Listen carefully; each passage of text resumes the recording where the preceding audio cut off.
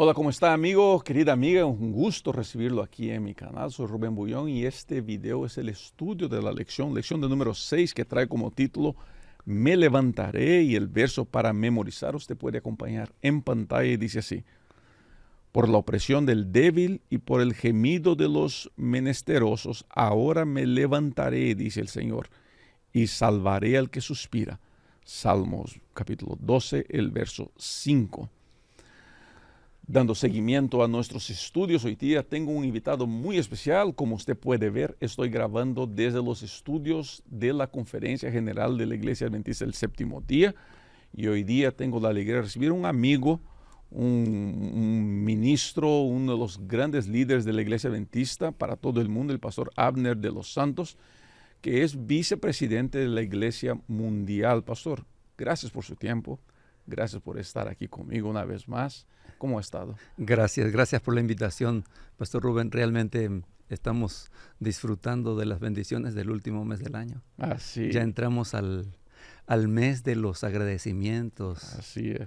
Aunque este estudio va al aire en febrero, estamos grabando esto en diciembre aquí está frío ya.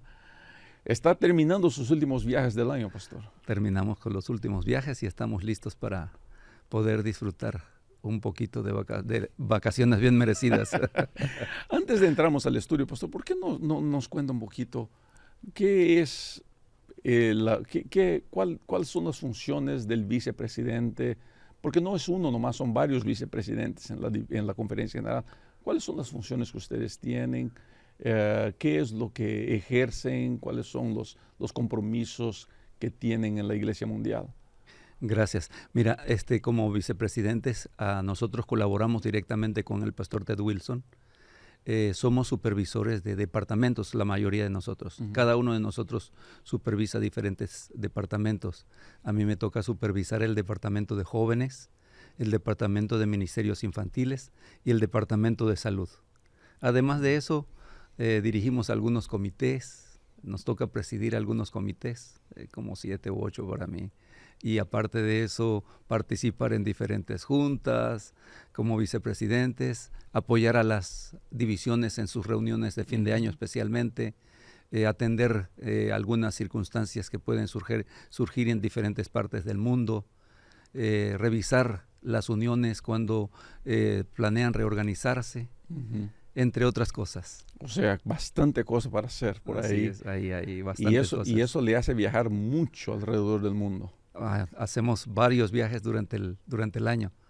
De, Quizá la mitad del año viajando. wow, wow. Y de los lugares que ha visitado, ¿cuál es el lugar así que ahora le viene a mente que más le llama la atención? Y no vale decir México porque usted es de México. ¿Cuál es el lugar que más le llama la atención? En realidad hay varios países que me llaman la atención, pero uno que me impresionó porque me tocó estar allí, y yo creo que esa es la razón, cuando se tuvo una campaña evangelística muy, muy grande, es Ruanda.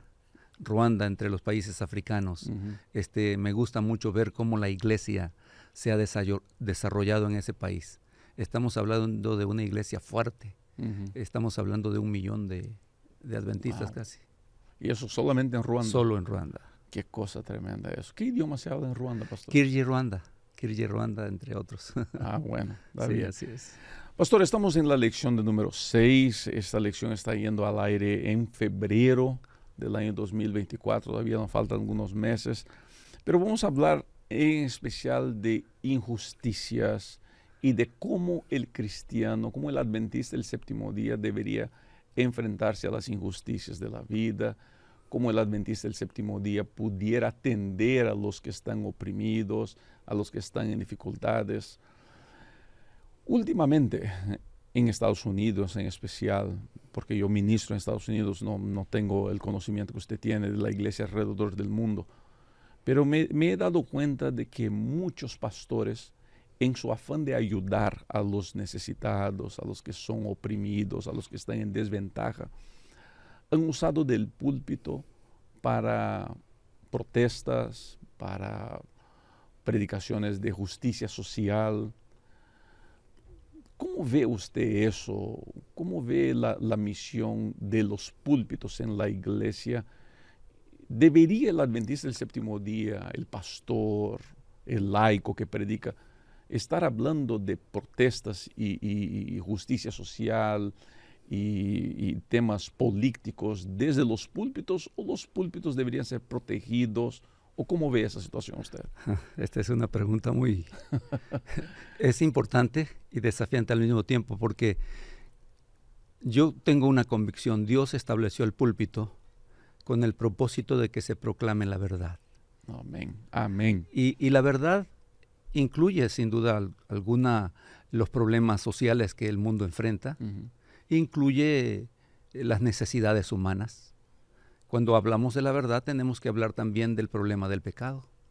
Claro. Porque la verdad en realidad es la que da respuesta al problema del pecado. La verdad no solamente expresada en la Biblia, escrita, pero la verdad hecha carne en Cristo, realmente aparece para dar respuesta al problema del pecado. El púlpito debe usarse especialmente para exaltar a Cristo, para exaltar la obra de Cristo. Y entre las obras más importantes de Cristo fue la atención a los más necesitados.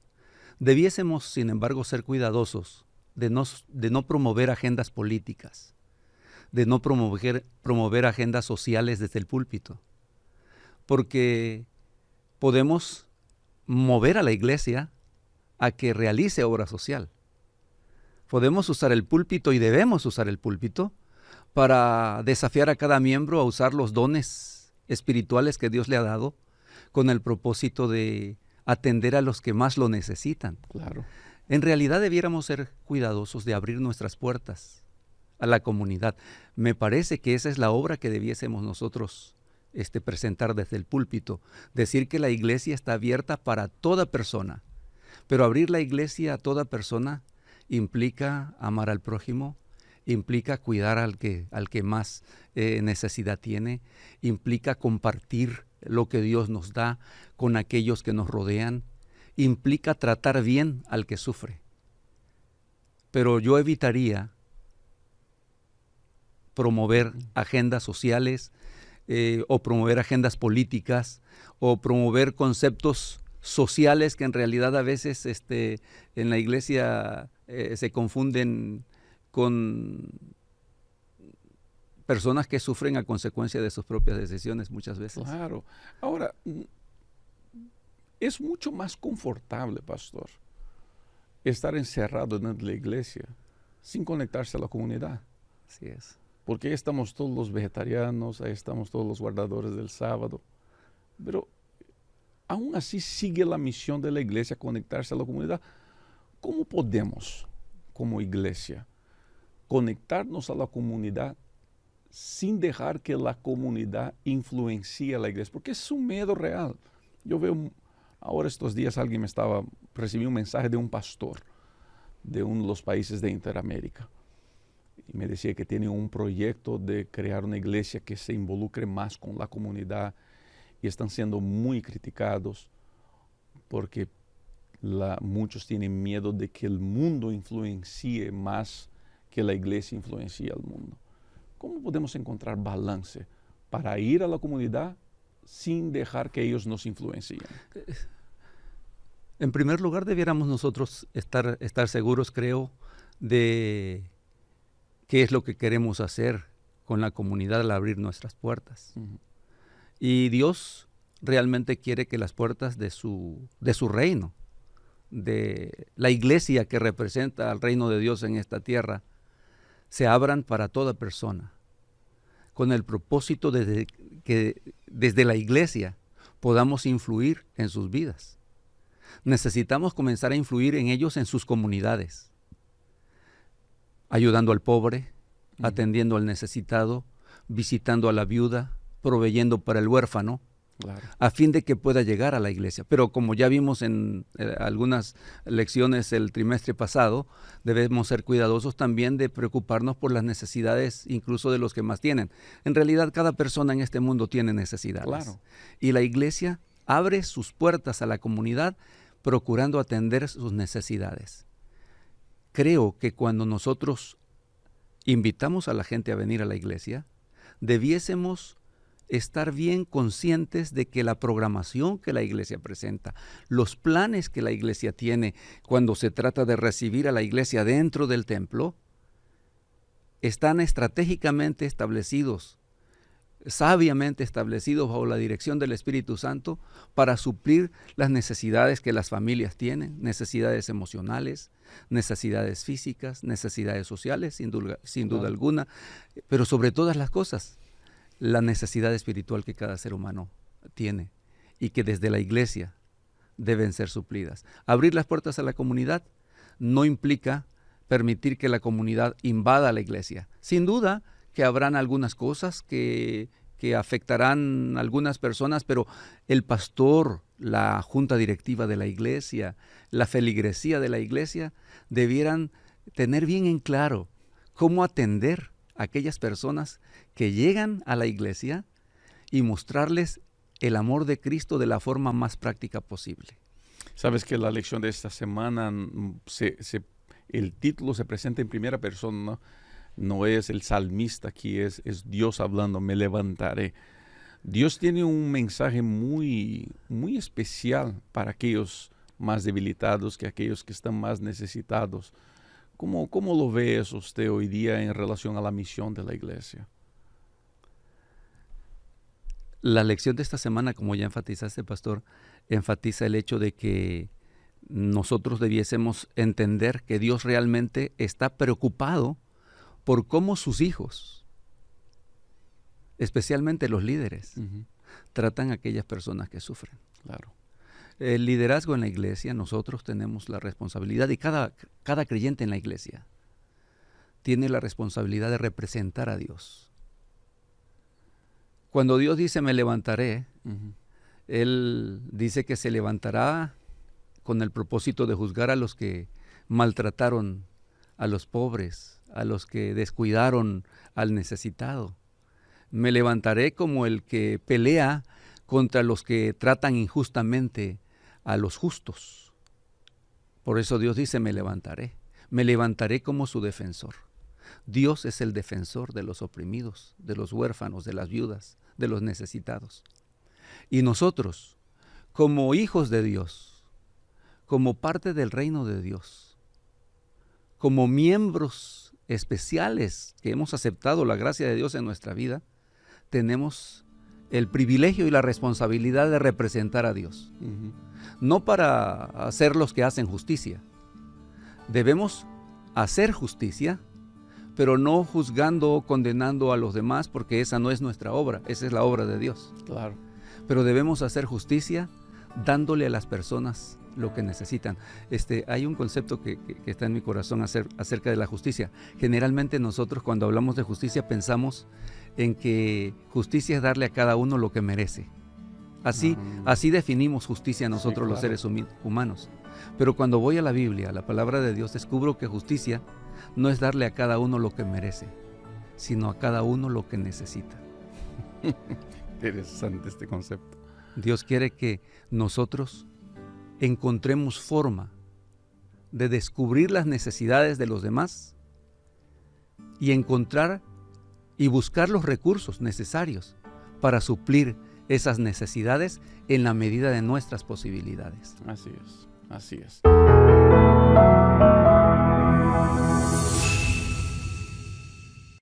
Pastor, ¿qué tal si comenzamos leyendo por lo menos 2 de las porciones de la Biblia? Usted, querido amigo, puede acompañar en pantalla esas lecturas.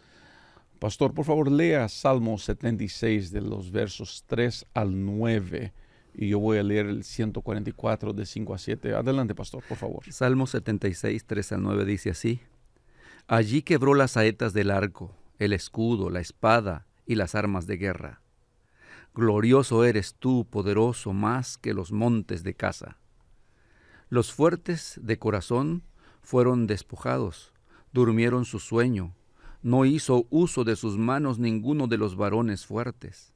A tu reprensión, Dios de Jacob, el carro y el caballo fueron entorpecidos. Temible eres tú. ¿Quién podrá estar en pie delante de ti cuando se encienda tu ira? Desde los cielos hiciste oír tu juicio. La tierra tuvo temor y quedó en suspenso, cuando te levantaste, Dios, para juzgar, para salvar a todos los mansos de la tierra. Salmo 144, los versos 5 a 7 dice: Abre tus cielos, Señor, y desciende, toca los montes y haz que echen humo, lanza relámpagos y dispersa al enemigo, dispara tus flechas y confúndelos, extiende tu mano desde las alturas y sálvame de las aguas tumultuosas, líbrame del poder de gente extraña. En la lección de domingo, pastor, Dios se presenta como un guerrero majestuoso. Ahora, un Dios soberano, un Dios poderoso, un Dios que no pierde batallas. Estos días escuché una música, la charla de un cantante cristiano que decía así: Dios nunca ha perdido una batalla y no va a comenzar con la tuya. Interesante, ¿no? Pero un Dios poderoso, todopoderoso como es, aún sigue permitiendo el sufrimiento de sus hijos. Por veces, y seguramente usted ya ha encontrado gente así, yo he encontrado gente que me dice: pastor, estoy teniendo muchas dudas de la presencia de Dios en mi vida, es tanto sufrimiento, es tanto dolor. ¿Por qué cree usted, pastor, que Dios todavía permite el sufrimiento en la vida de sus hijos? Por veces hijos fieles, hijos que lo siguen, que lo adoran, que le sirven, y Dios sigue permitiendo el sufrimiento. ¿Por qué cree usted eso? Bueno, los seres humanos vamos a seguir enfrentando el sufrimiento mientras el pecado existe en la tierra. Hasta que el Señor definitivamente elimine el pecado, todo ser humano, buenos y malos, seguirán enfrentando dificultades en sus vidas. Porque precisamente las consecuencias del pecado son hambre, dolor, muerte. Entonces esas situaciones golpean a cualquier individuo. Muchas veces, incluso aunque el creyente sea fiel, se aferre a las promesas de Dios, las consecuencias del pecado lo alcanzan. Encontramos una persona que come bien, que hace ejercicio, que se cuida y resulta enferma de cáncer. Y te preguntas por qué. Si se ha cuidado tanto, si confía en Dios, si ama a Dios. Pero tenemos que recordar que estamos en medio del gran conflicto entre el bien y el mal, y que los dardos del mal alcanzan incluso a los fieles. Sin embargo, nosotros vamos a la palabra de Dios y dice que a los que aman a Dios, todas las cosas les ayudan a bien.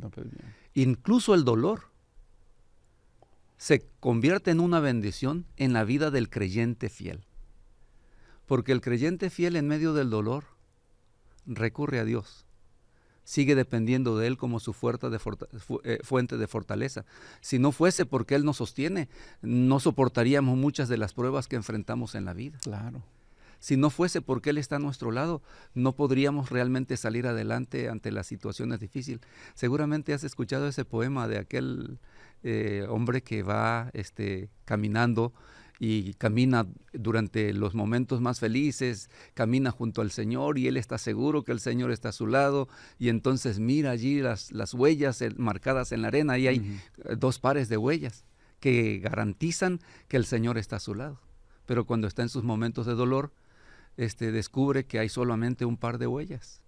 Y pregunta, el autor del poema lanza la pregunta, dice que aquel hombre dice al Señor: Señor, ¿por qué? ¿Por qué en mis momentos más difíciles solo hay un par de huellas? ¿Por qué no estás conmigo en esos momentos? Y la respuesta del Señor para él es: mira, en realidad las huellas que ves no son las tuyas, son las mías, porque te estoy llevando en mis brazos. Si no fuese porque el Señor nos sostiene en medio de las aflicciones, si no fuese porque los brazos eternos se extienden para sostener al ser humano que está afectado por las consecuencias del pecado, no podríamos soportar. Qué cosa, ¿no? ¿Sabes qué? ¿Será que existe otra cosa tan fuerte como el dolor que nos ayude a aprender a confiar en Dios? ¿Cree usted que los sufrimientos nos ayudan a aprender a confiar en Dios? Sería bueno que pudiésemos aprender a confiar en Dios sin pasar por los sufrimientos. Pero en realidad los sufrimientos hacen que las personas dependan más de Dios. Es más difícil confiar en Dios cuando todo va bien. La realidad es que el ser humano cuando prospera, cuando tiene más, cuando las cosas están marcadas por éxitos constantes, tiende a olvidarse de Dios. Mira, eso Es verdad. nuestra tendencia. Nos pasa, miren, todos sufrimos en algún momento el síndrome de Nabucodonosor. Y pensamos, no, yo he logrado esto, yo he hecho aquello, hasta que enfrentamos las circunstancias adversas y entonces nos acordamos de Dios y nos volvemos a Dios. En realidad, los sufrimientos nos hacen volvernos a Dios. Las necesidades nos hacen volvernos a Dios. Pero debiésemos aprender a confiar en Dios en los momentos de necesidad y aprender a caminar siempre con Él cuando todas las cosas van bien. Ahora, pastor, ¿qué diferencia hay? Y esa es una de las cosas que me llama mucho la atención en la vida ministerial. ¿Qué diferencia hay entre la confianza en Dios y la arrogancia?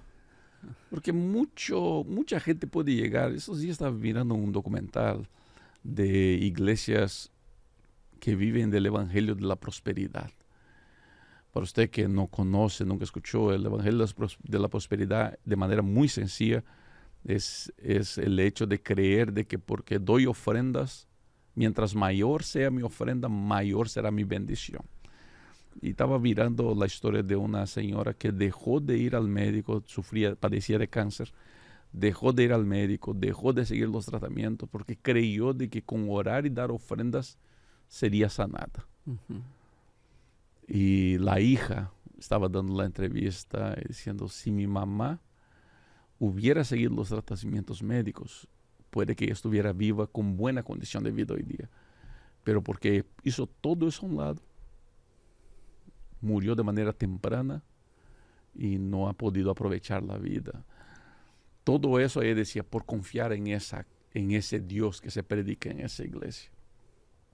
Obviamente nosotros no creemos en la teología de la prosperidad y no creemos que las cosas deberían ser así, pero hay mucha gente que llega a caer en esa tentación de pensar de que porque cree en Dios o porque guarda el sábado o porque come sano, no necesita hacer otras cosas.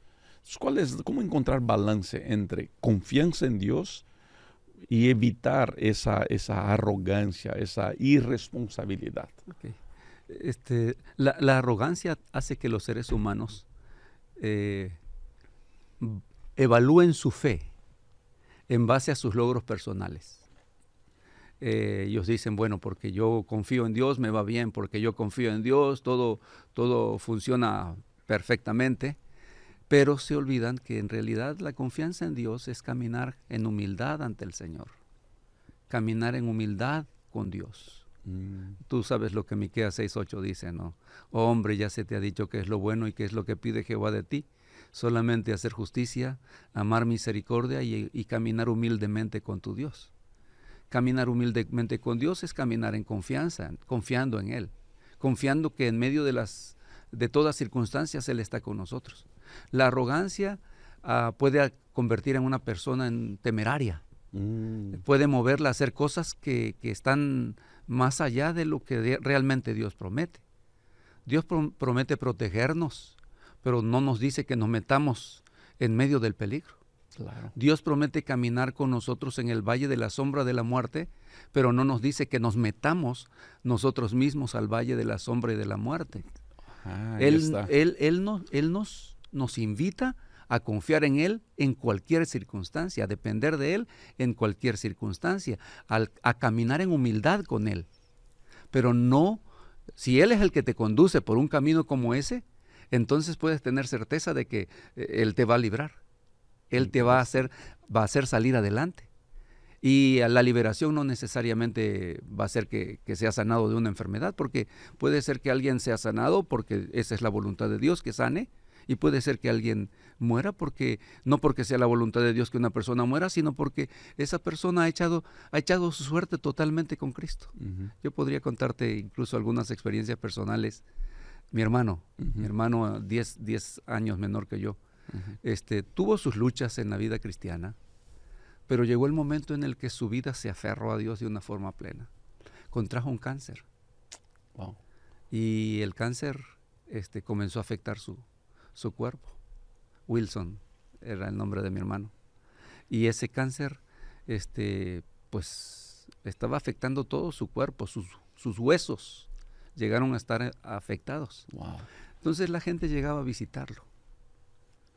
Y con el propósito de animarlo a confiar en Dios, pero salían reanimados al conversar con él, porque él les decía, sí, yo sé, yo tenía mucha desconfianza en Dios antes de que pasara por estas circunstancias, pero ahora mi confianza está puesta en Dios, y sé que no es mi sanidad física lo que más importa, sino mi salvación.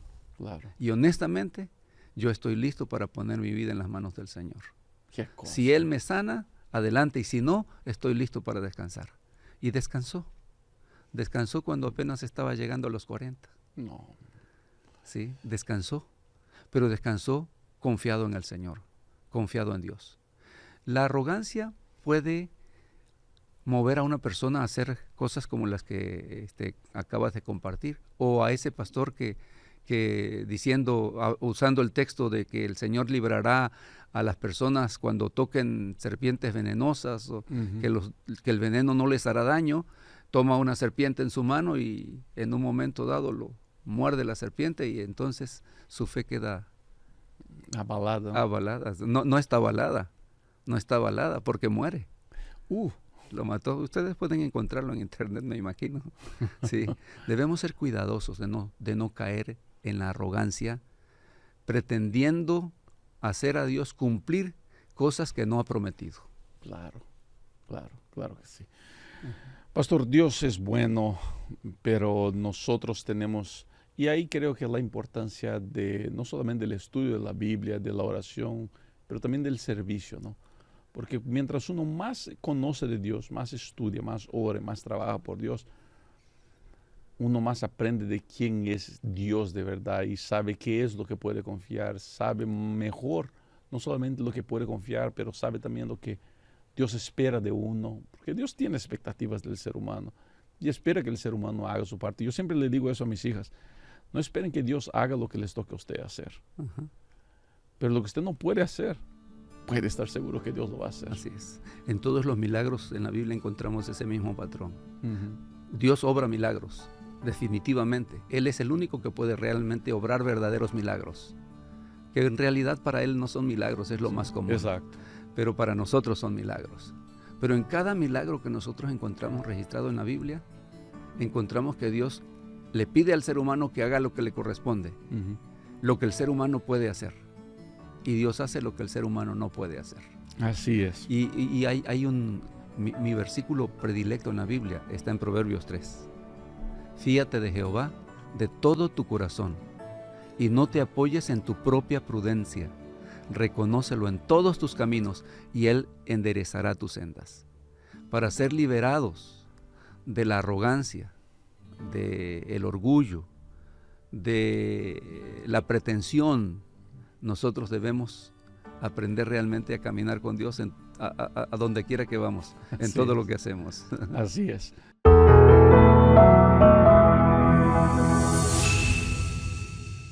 Vamos a comenzar este estudio del día lunes leyendo 2 porciones de la Biblia. Pastor, yo voy a leer Salmos 12, verso 5, y usted por favor haga la lectura de Salmos 9, el verso 18. Adelante, pastor, por favor. Claro que sí. Salmo 9, 18 dice así: el menesteroso no para siempre será olvidado, ni la esperanza de los pobres perecerá perpetuamente.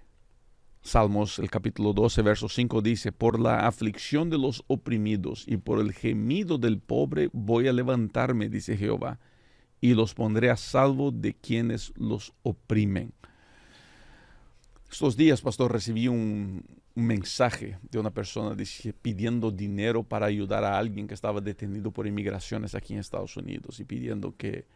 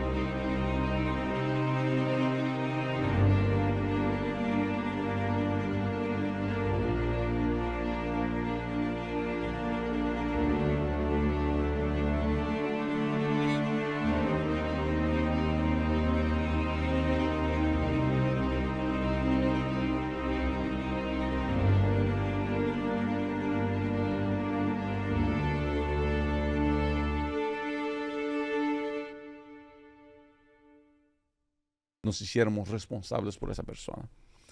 Entonces yo contesté diciendo que infelizmente no tendría condiciones ni de dar el dinero ni de hacerme responsable por esa persona.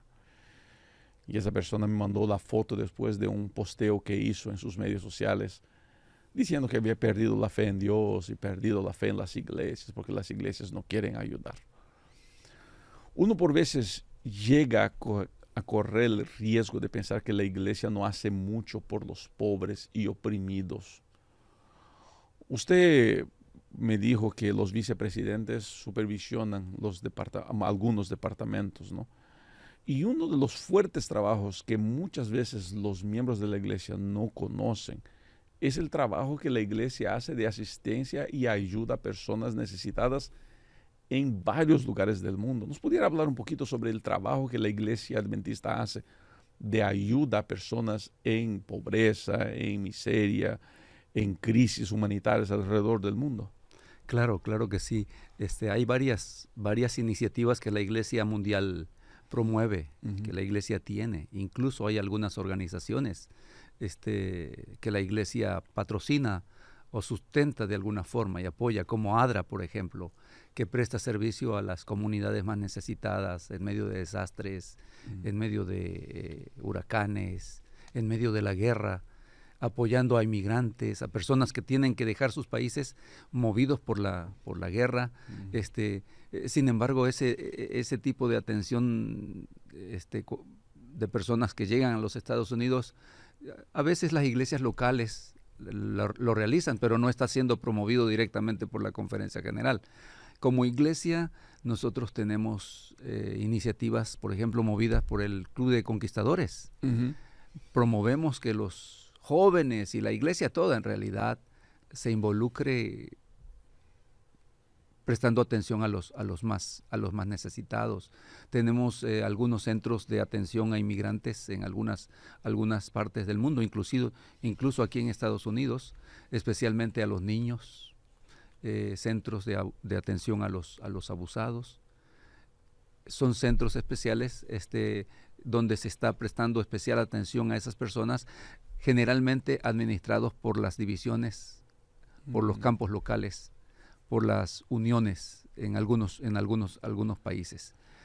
Ahora, usted mencionó algunas cosas que la iglesia hace alrededor, ¿no? Y la lección del día lunes habla mucho de cómo Dios tiene un amor especial por el vulnerable, ¿no? La Biblia está llena de leyes de protecciones al huérfano, a la viuda, al extranjero, mucha protección al pobre y hay algunas condenas, por así decirlo, fuertes de parte de Dios a los abusadores.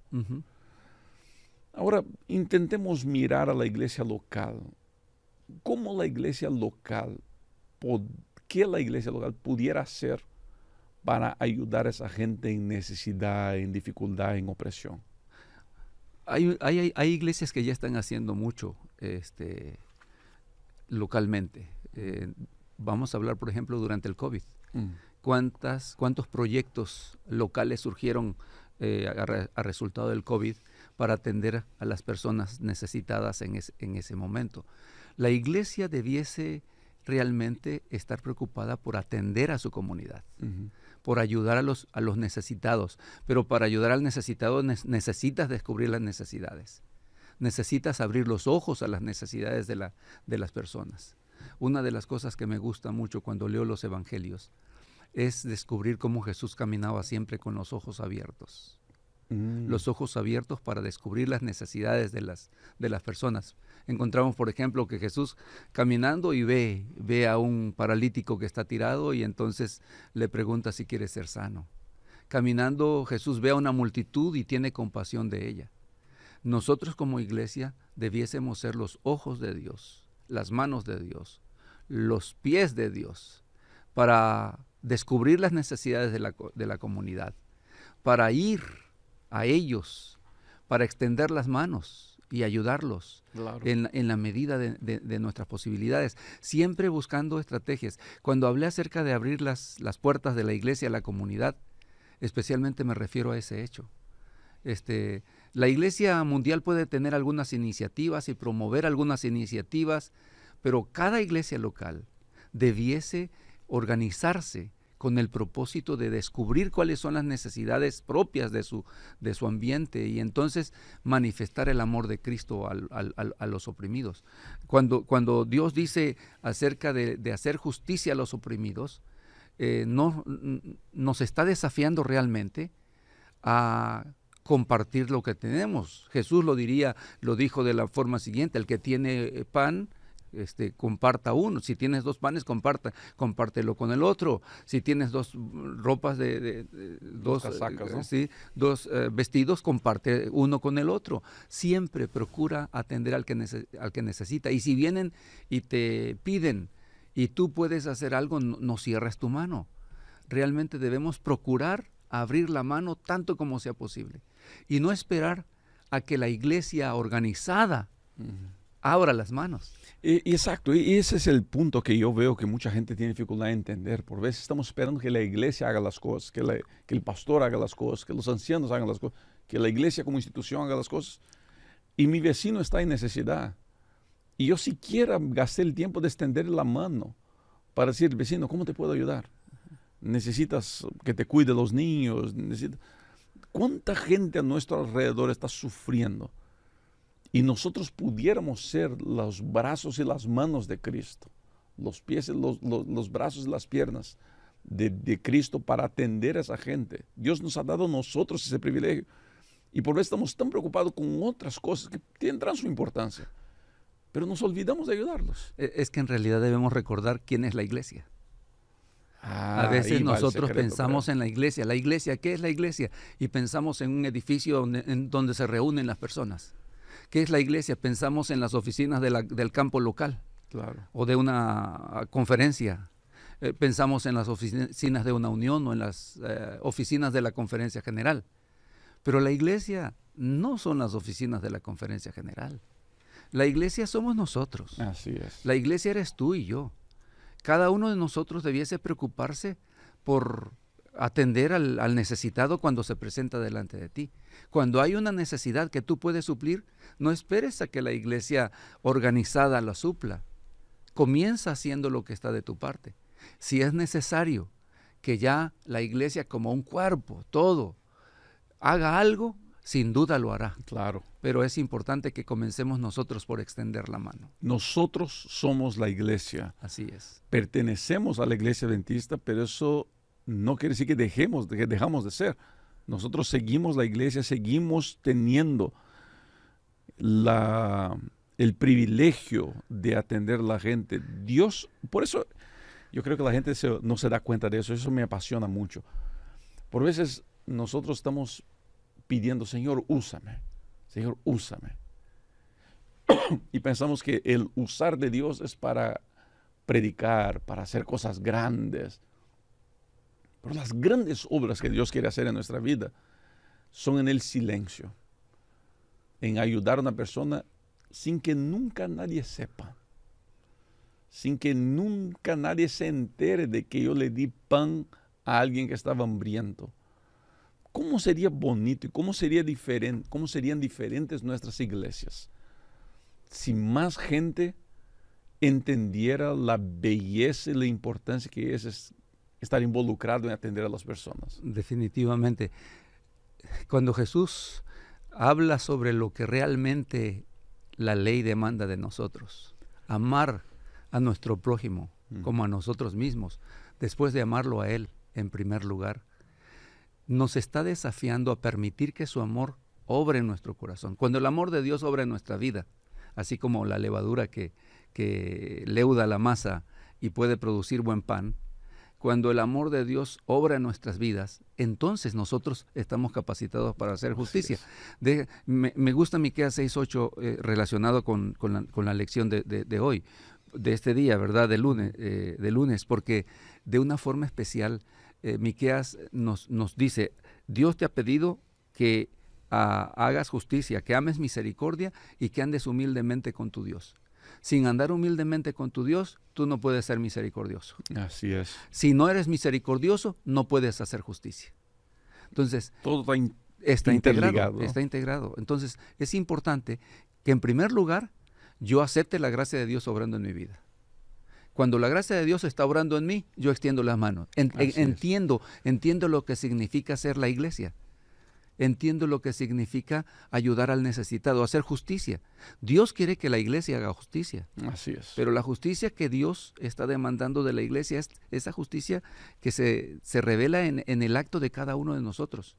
Cómo representamos a Dios ante los demás. Y ojalá nuestra representación de Dios, deja decir eso otra vez, ojalá la gente pueda ver Dios en nuestras acciones. Por veces yo uso expresiones un poco fuertes y yo sé que algunas personas se incomodan un poquito con eso, especialmente los oyentes, pero hay algunas cosas que me llaman mucho la atención y no estoy menospreciando estas cosas. El sábado es muy importante de guardarlo. Entender las profecías es muy importante, conocer las doctrinas, mantener las buenas costumbres, proteger la música que se usa en la iglesia, todo eso tiene ese lugar.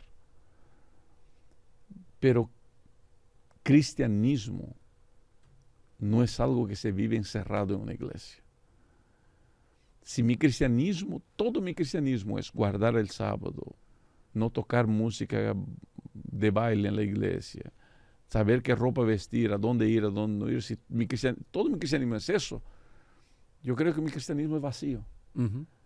El cristianismo solamente es completo cuando estas cosas todas buenas que hablé se unen a mi trabajo, a mi servicio, a mi cuidado por las personas, a mi intolerancia al sufrimiento ajeno.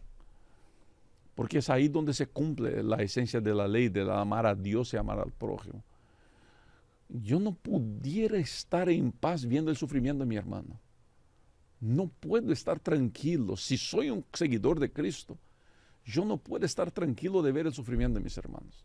Yo tengo que estar incomodado y pensar qué es lo que yo puedo hacer para aliviarle la carga a mi hermano. Es que, como mencionábamos hace algunos minutos, hacer justicia desde el punto de vista bíblico no es darle a cada uno lo que merece, el que hace mal, mal, al que hace bien, bien, sino darle a cada uno lo que necesita. Hacer justicia tiene que ver con descubrir las necesidades del pobre, tratar de ayudar a los que están oprimidos, aquellos que están en necesidad, cualquiera sea su necesidad. Así es. Entonces, nosotros debiéramos realmente como instrumentos de Dios, como parte del pueblo de Dios, como la iglesia de Dios, debiéramos realmente encontrar la forma de ayudar a los que nos rodean. Hay más necesidades que las que nos imaginamos. Muchas veces las iglesias locales no crecen. No crecen porque tienen un concepto de que en realidad servir a Dios es llegar y cantar y leer la Biblia y escuchar un buen sermón. Y eso tiene su lugar y es bueno. No, es que en realidad debiésemos ir y escuchar la palabra de Dios, porque la palabra de Dios genera fe. Claro. La fe es por el oír la palabra de Dios. Pero la verdadera fe te mueve. Te mueve a la acción. La verdadera fe Mueve tus manos, mueve tus pies, mueve tu corazón en primer lugar para preocuparte por los más necesitados. Entonces, si fuiste y escuchaste el sermón, pero cuando llegas a la casa, en lugar de poner en práctica el buen sermón que escuchaste, criticas los errores del sermón, entonces ya no te hizo bien. Así mismo. Entonces, ¿cómo vas a preocuparte por el necesitado si ni siquiera estás aceptando el mensaje que Dios quiso darte al asistir a la iglesia? Muchas veces cantamos los himnos, por ejemplo, en la iglesia, y no les prestamos atención. Este sábado yo estaba en una reunión, y entonces mientras estaba escuchando el canto, me surgió una impresión de decirle: Señor, realmente quiero que ese canto se haga realidad en mi vida, que se haga realidad en mí, porque yo realmente quiero estar preparado para tu venida. Así es. Es importante que nosotros permitamos que la palabra de Dios haga un cambio en nuestras vidas. Es importante que nosotros entendamos que hay más personas necesitadas de las que imaginamos a nuestro alrededor. Y es importante que individualmente, pero también como iglesia organizada, pensemos en cómo ayudar a los pobres, cómo ayudar a los más necesitados. No solamente en Navidad, porque muchas veces esperamos hasta que llegue la Navidad, el final del año, pero ahora en febrero, o sea, en cada etapa del año, cada sábado debiéramos encontrar alguna forma de hacer algo por los que lo necesitan a nuestro alrededor. Personas que vienen ahora que hay tantas circunstancias adversas en algunos países, debiéramos procurar realmente ayudar a aquellos que se están desplazando de un sitio a otro, sin caer en el riesgo de exponer la fe de una forma equivocada, ¿no? Así es.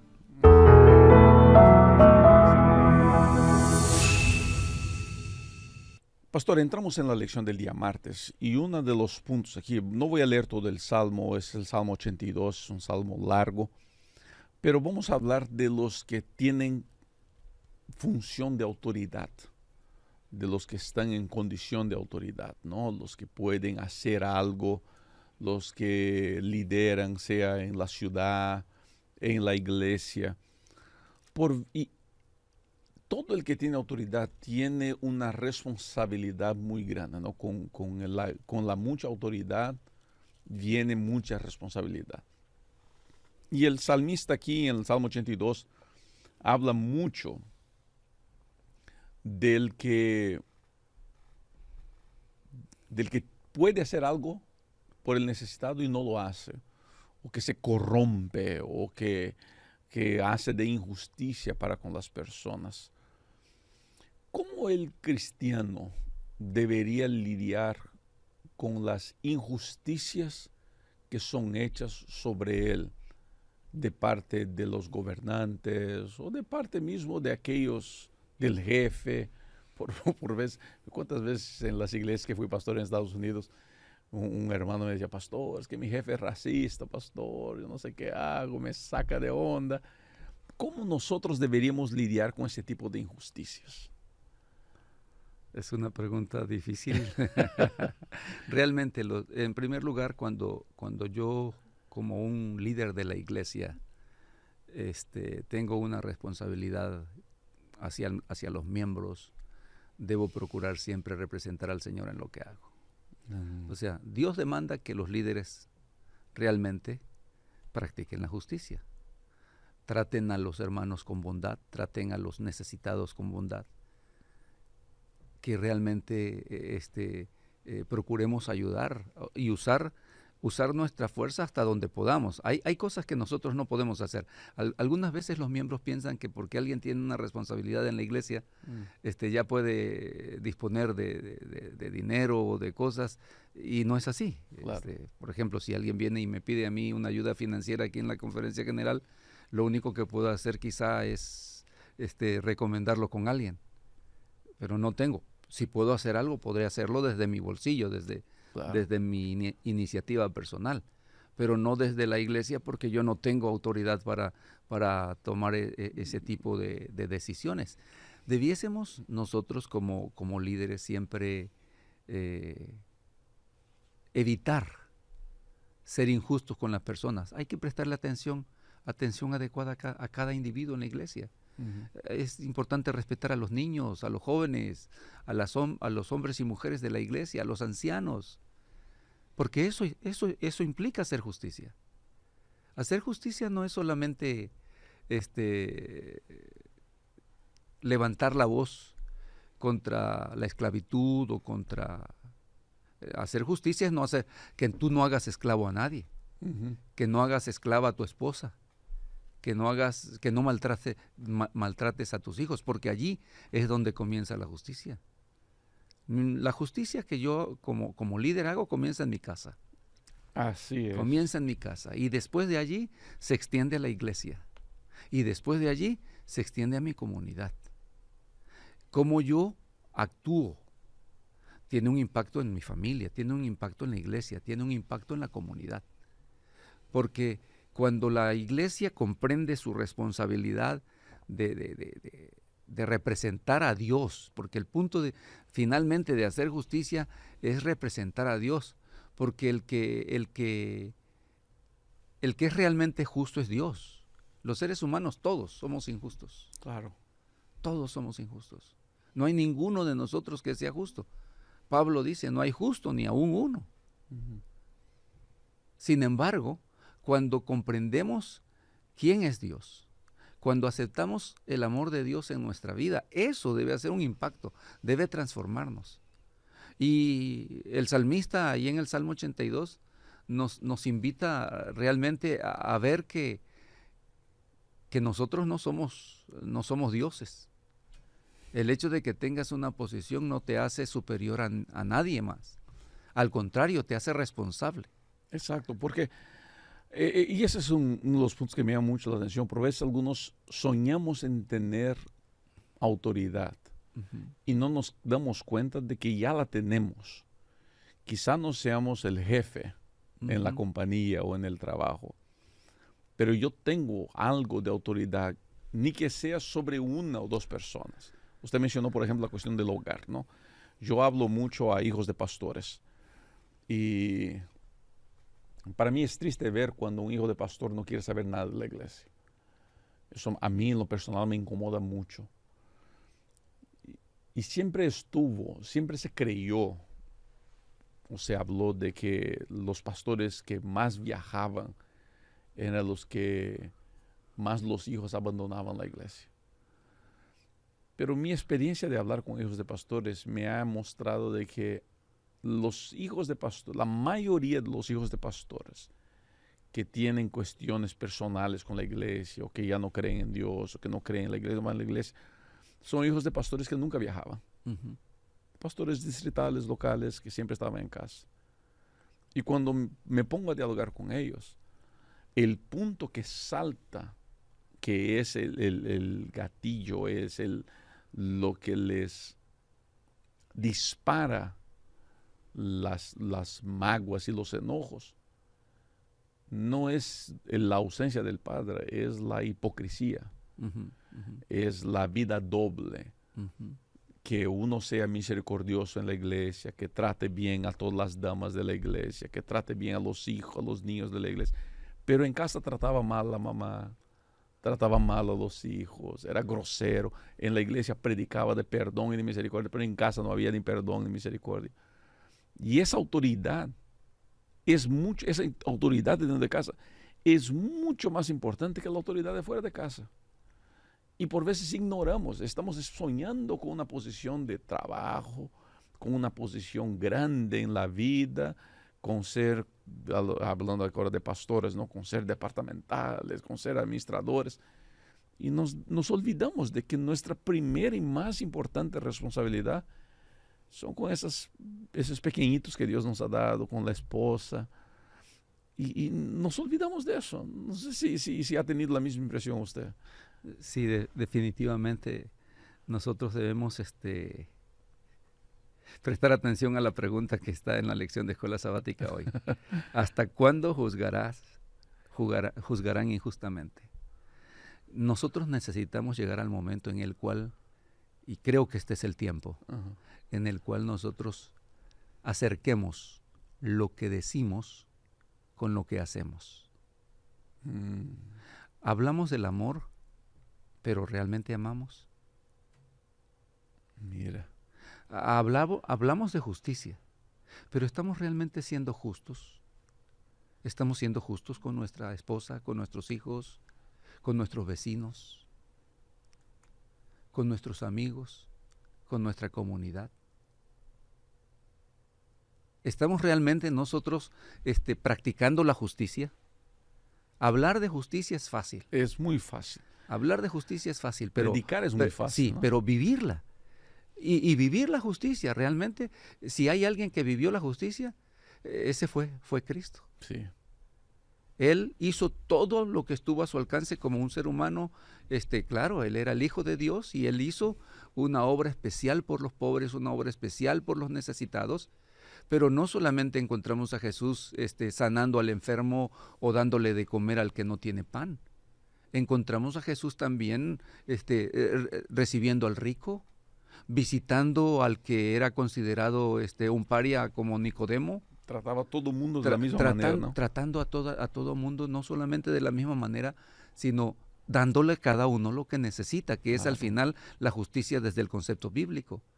Y es importante que nosotros practiquemos justicia. ¿Hasta cuándo? ¿Hasta cuándo vamos a seguir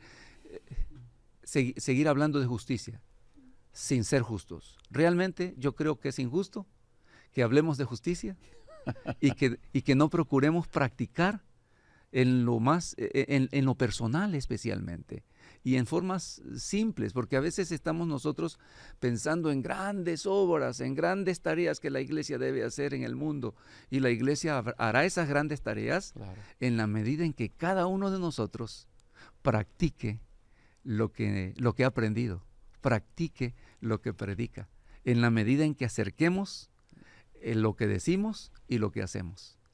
Yo creo que es hora de que realmente eso suceda, que dejemos hablar de amor, y no estoy diciendo que dejemos de hablar de amor, pero que si hablamos de amor, practiquemos el amor. Si hablamos de justicia, que realmente descubramos qué es hacer la justicia y cómo hacer justicia y que hagamos la justicia. Que si estamos hablando de atender al pobre, a la viuda, al encarcelado, ¿realmente lo estamos haciendo? Yo sé que hay iglesias que están visitando las cárceles y hay personas en las cárceles que están volviéndose al Señor por el impacto que esas visitas han tenido en sus vidas. Yo sé que hay personas en la iglesia que están visitando a los pobres, están llevándole un pedazo de pan al que no tiene, y eso está haciendo un impacto en la vida de aquellas personas. Claro. Pero también está haciendo un impacto en la vida de aquel que lo está practicando. El que más es beneficiado con ese tipo de trabajo es uno mismo, ¿no? Así es. El que es justo es el más beneficiado, porque tiene la bendición de Dios en lo que hace. Así es.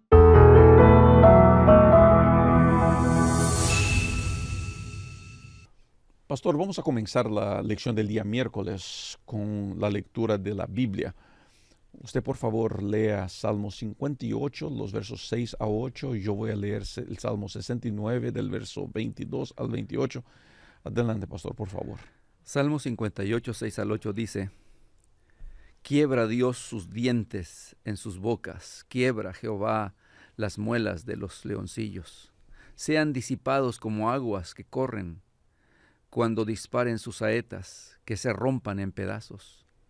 Pasen ellos como el caracol que se deshace, como el que nace muerto, no vean el sol. Antes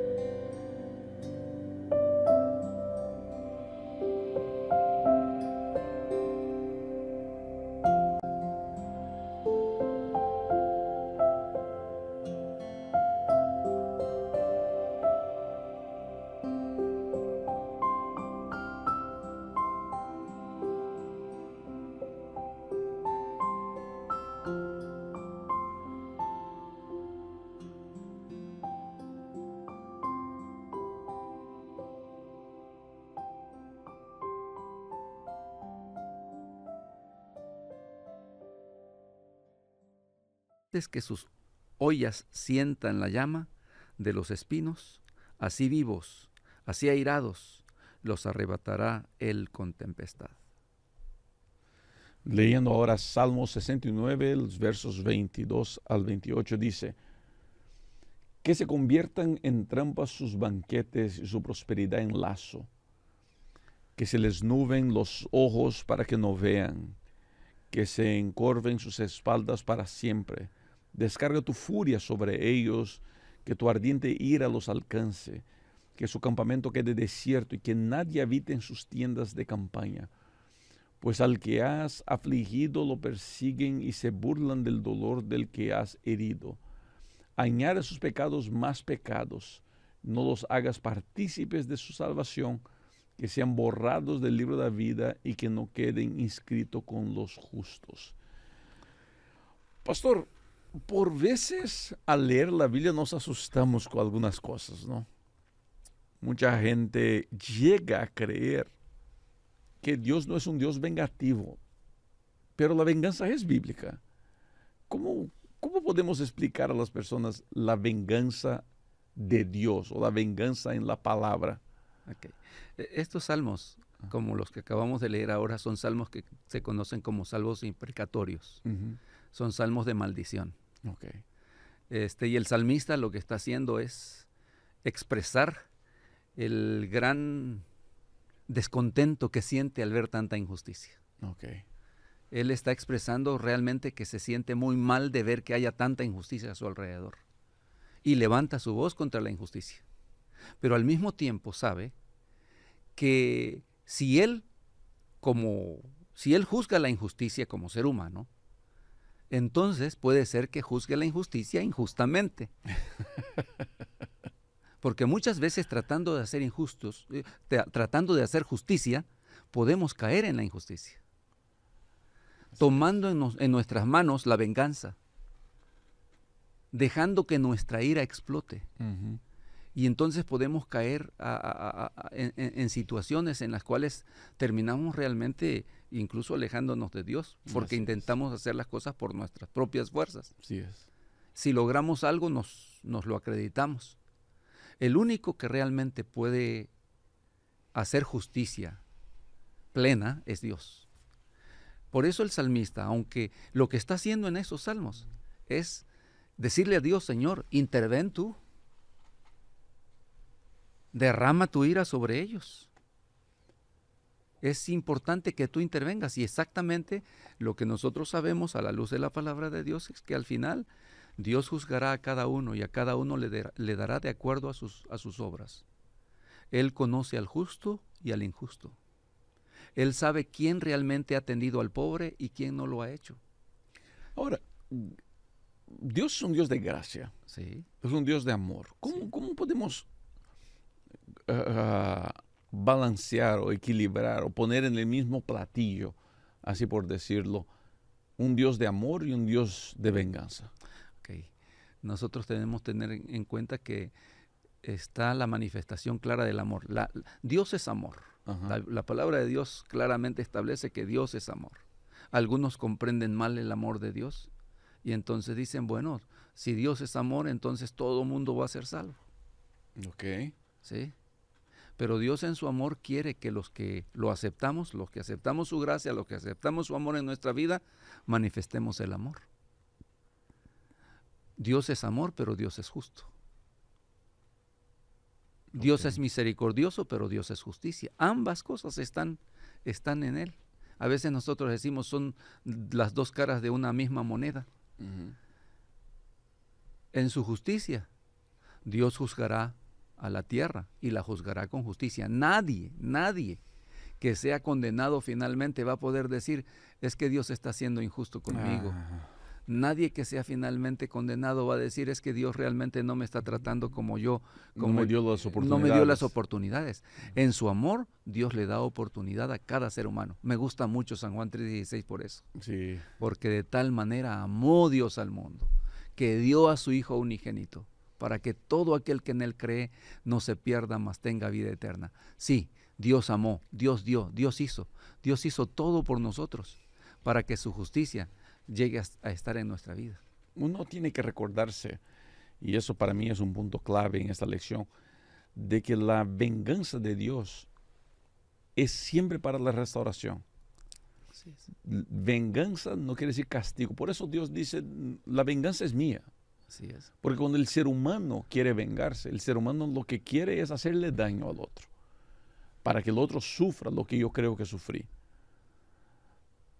Y digamos que aunque esto parezca un concepto de justicia, el ser humano nunca está satisfecho con que el otro sufra lo mismo que uno sufrió. No, el ser humano quiere que el otro sufra más. Sí. Y la venganza del ser humano acaba que uno le quitó un diente y yo quiero quitarle dos. Y al fin la venganza del ser humano nos va a hacer todos desdentados. Todo el mundo va a estar sin dientes porque nunca va a estar satisfecho. La venganza de Dios es diferente. La venganza de Dios es restaurar a esa persona. La venganza de Dios es hacer con que el que robaba no robe más. Y es mostrar al que robó, convencerlo de su pecado, convencerlo de su debilidad y mostrarle su necesidad de estar en Dios. Por eso mucha gente al hablar de venganza tiene dificultad de conectar la imagen de Dios con venganza, porque para ellos venganza es lo que nosotros hacemos y nada está más lejos de eso. La venganza de Dios es amar al ser humano, es restaurarlo, es levantarlo, es perdonarlo.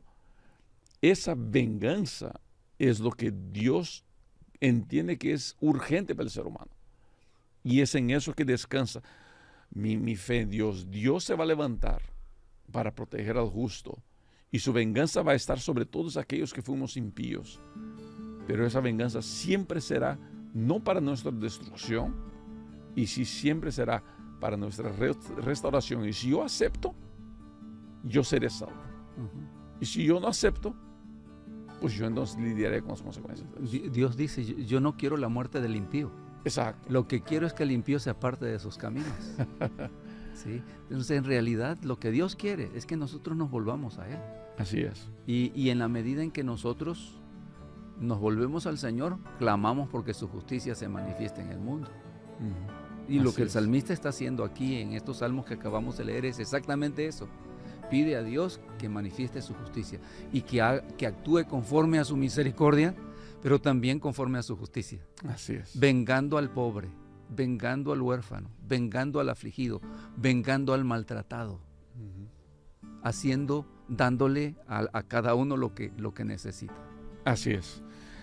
Muy bien, pastor, seguimos porque estamos ya entrando a la recta final de este estudio.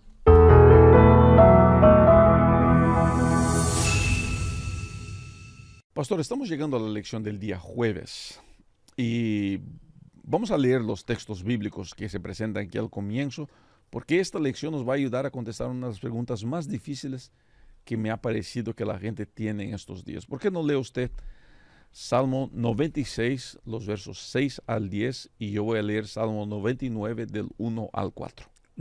Salmo 96, 6 al 10 dice: alabanza y magnificencia delante de él, poder y hermosura en su santuario. Tributad a Jehová, familias de los pueblos, dad a Jehová la gloria y el poder. Dad a Jehová la honra debida a su nombre, traed ofrenda y venid a sus atrios. Adorad a Jehová en la hermosura de la santidad, temed delante de él toda la tierra. Decid entre las naciones, Jehová reina. También afirmó el mundo, no será conmovido, juzgará a los pueblos con justicia. El Señor es rey, que tiemblen las naciones. Él tiene su trono entre los querubines, que se estremezca la tierra. Grande es el Señor en Sión, excelso sobre todos los pueblos. Sea alabado su nombre grandioso e imponente, que Él es santo. Rey poderoso, que amas la justicia, tú has establecido la equidad y has actuado en Jacob con justicia y rectitud. Salmo 99, los versos 1 al 4. Pastor, vamos a ver ahora la cuestión, vamos a ver Dios en su santuario. Santuario es, y mucha gente en la iglesia no sabe eso, que santuario es la única doctrina, la única creencia fundamental que es propia de los adventistas.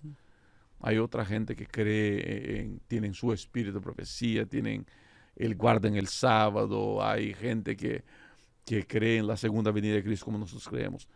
Pero la única iglesia evangélica que cree en el santuario como nosotros creemos es la iglesia adventista del séptimo día. Y tristemente, yo veo eso mucho en conversaciones con jóvenes, diciendo, pastor, a los jóvenes, ¿qué le importa el santuario? ¿Por qué debería importarnos el santuario en estos últimos días que estamos viviendo ahora? Bueno, el santuario es importante porque es el sitio desde donde se imparte la gracia que los seres humanos necesitamos para la salvación. En el santuario nosotros encontramos que Jesús, después que vivió, murió y resucitó, ascendió al cielo. ¿A dónde ascendió? La Biblia dice que se sentó en su trono. ¿En qué trono se sentó? En su santuario. Y Hebreos es uno de los libros. Pablo en Hebreos nos muestra claramente que cuando Jesús ascendió al cielo, se sentó como el rey de la gracia. Claro. En su trono de gracia. Ahora, él se centró y él está ahí sentado en el santuario. Es importante para nosotros hoy, porque no es una doctrina solamente que está en el Antiguo Testamento. Lo que había en el Antiguo Testamento, como le fue dicho a Moisés, era solamente una figura. Pero el verdadero santuario está en el cielo. Interesante. Y allí es donde Cristo intercede por nosotros, donde Cristo realmente acepta nuestras oraciones y las presenta delante del Padre. Ahora, pastor, le pregunto, vivimos tiempos donde la gente quiere normalizar pecados, ¿está bien? Lo que es algo muy peligroso. Mucha gente dice, no, que mi estilo de vida es mi estilo de vida, no es pecado, no puede ser. Mi estilo de vida es amor, no puede ser pecado. Ok. La verdad es que la Biblia es muy clara, la Biblia no cambia, los principios bíblicos no cambian. Quizá nuestra manera de tratar a las personas debería mejorar, sin lugar a duda, pero los principios bíblicos no cambian. Mucha gente agarra ese concepto de principios bíblicos no cambian y van al extremo de querer ahora medir y corregir todo el mundo. Por otro lado, hay gente que agarra la idea de gracia y se va al otro extremo de decir que todo es permitido. Entonces, el santuario quizás sea el punto donde esto todo se encuentra. Así es. Y ahí viene mi pregunta. ¿Cómo podemos nosotros encontrar equilibrio entre ley, santidad y gracia? Ok. Bueno, el santuario nos ayuda a explicarlo. En primer lugar, nosotros tenemos que recordar qué es pecado. ¿Cómo define la Biblia el pecado? El pecado no es lo que yo defino como pecado, es lo que ya la Biblia define como pecado. Dios ha definido el pecado. Y el pecado es transgresión de la ley. Transgresión de la ley de Dios. Pero la ley de Dios, que está en el centro del gobierno de Dios, es la constitución del gobierno de Dios. Claro. La ley de Dios es la constitución del gobierno de Dios, representado en la tierra por el santuario terrenal que Dios inspiró a Moisés a preparar. Y justo en el lugar santísimo estaba la ley de Dios, pero también estaba, ¿verdad?, el propiciatorio, que hablaba de la misericordia. Digamos, es el trono de la gracia de Dios ahora, donde Cristo está sentado como nuestro intercesor. Claro. El pecador merece la muerte porque la paga del pecado es muerte, dice Romanos 6:23. Pero como el pecador no puede justificarse a sí mismo, Dios hizo provisión para que el pecador pueda encontrar salvación. Y lo que Dios hizo fue hacerse uno de nosotros. Interesante. Dios proveyó al cordero. Cuando un judío en el Antiguo Testamento pecaba y era consciente de su pecado, lo que hacía era tomar un corderito y traerlo y ofrecerlo en el santuario. Y entonces sacrificaba él mismo el cordero y la sangre se derramaba, y entonces esa sangre estaba siendo derramada en lugar del pecador, porque el que merecía morir era el pecador, no el cordero. Pero el cordero era sacrificado en lugar del pecador, porque la justicia tenía que cumplirse. La justicia tenía que cumplirse. Alguien debía morir porque la paga del pecado es muerte. La justicia demanda la muerte del pecador. Pero Dios, y es allí donde se manifiesta la gracia. En el Cordero se manifiesta la gracia. Cristo es el Cordero. Jesús es aquel a quien Juan dice, este es el Cordero, he aquí el Cordero de Dios que quita el pecado del mundo. Cuando Cristo muere, lleva sobre sí nuestros pecados. Isaías 53 dice que el herido fue por nuestras rebeliones, molido por nuestros pecados, el castigo de nuestra paz fue sobre él y por su llaga fuimos nosotros curados. Claro. Entonces, Cristo realmente murió por nosotros, pero antes de morir vivió por nosotros, porque todos los seres humanos fracasaron. Todos los seres humanos, desde Adán hasta hoy, todos los seres humanos son injustos. Adán fracasó, Noé fracasó, Abraham fracasó, Moisés fracasó, David fracasó. Todos fracasaron, pero Cristo triunfó donde todos fracasaron.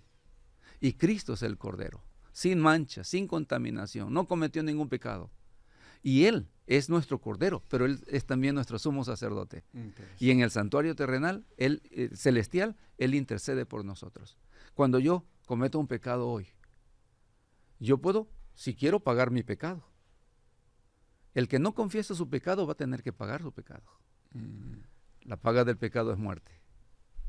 Pero como nosotros confesamos nuestros pecados a Dios y creemos y confesamos nuestros pecados son aceptados por Cristo y Cristo llega a ser nuestra justicia. La justicia de Cristo es puesta a nuestro favor.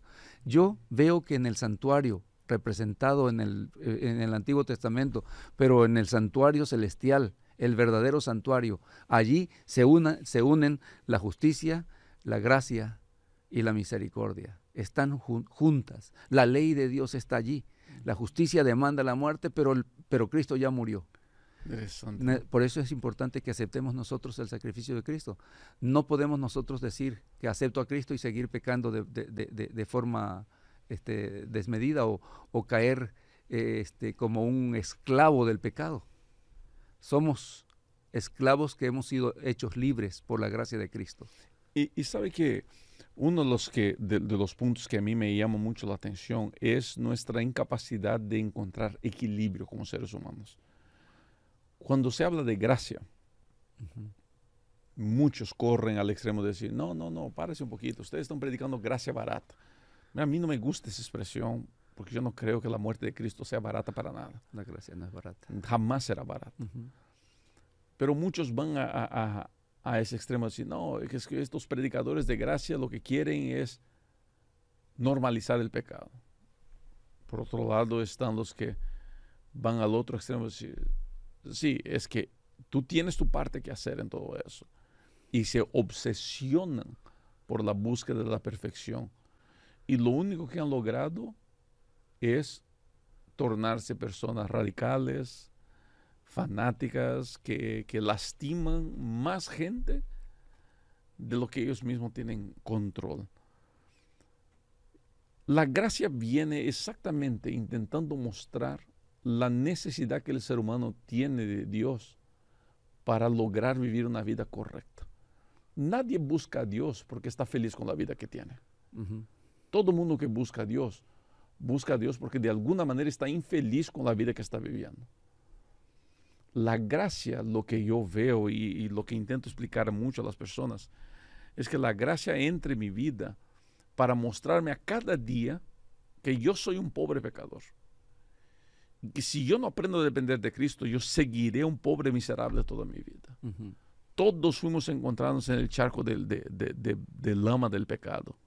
Todos fuimos encontrados en un cochinero de adicciones.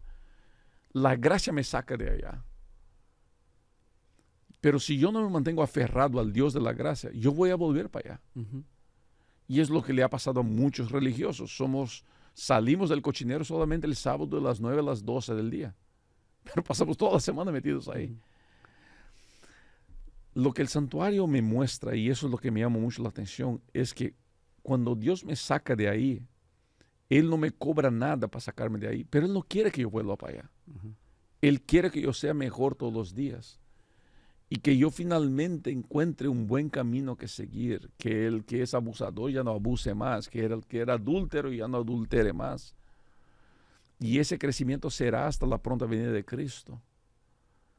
Pero no sé cuál es la impresión que usted tiene, pero a mí me da la impresión de que nosotros como iglesia, y no estoy hablando de la institución, pero hablo de nosotros, usted y yo, los que somos la iglesia, los hermanos, tenemos mucha dificultad en encontrar ese balance.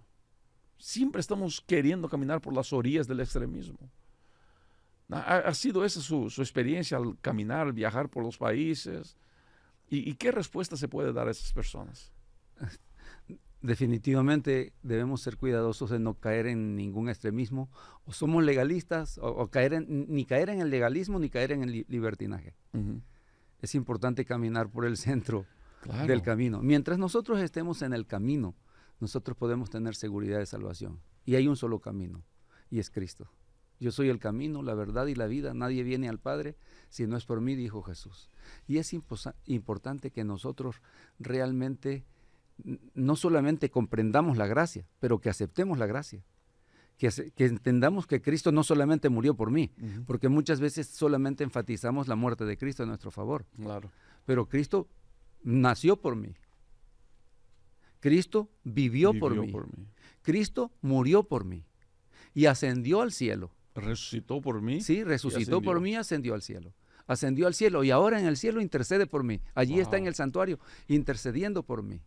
Pero intercede por mí no para que yo siga en pecado. Porque antes de ascender al cielo, Jesús les dijo a sus discípulos, les conviene que yo me vaya. Claro. Pero cuando yo me vaya, les voy a enviar al Espíritu Santo. Y allí entra, que es también parte de la gracia de Dios, porque muchas veces hablamos de la gracia de Dios y hablamos solo del sacrificio de Cristo, pero la gracia es un paquete completo, la salvación es un paquete completo, que incluye no solo la obediencia y la muerte y el sacrificio de Cristo y su intercesión por nosotros, pero también incluye la obra del Espíritu Claro. Santo. Mientras Cristo intercede por mí en el cielo, el Espíritu Santo intercede por Cristo en mi corazón. Ahí está. Mientras Cristo está obrando en el cielo en mi favor, el Espíritu Santo obra en favor de Dios en mi corazón. Ahí está. Y me transforma, porque el propósito de Dios es restaurarnos a la relación original que teníamos con Él. Así es.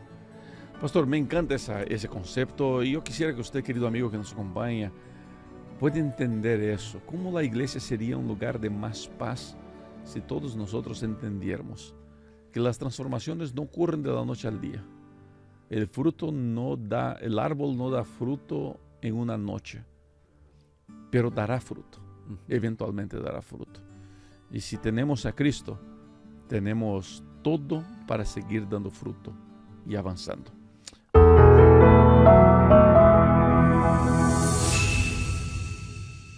Comenzamos la lección del día viernes solamente haciendo la lectura de la cita que está aquí del Espíritu de Profecía. Usted puede acompañar eso en pantalla.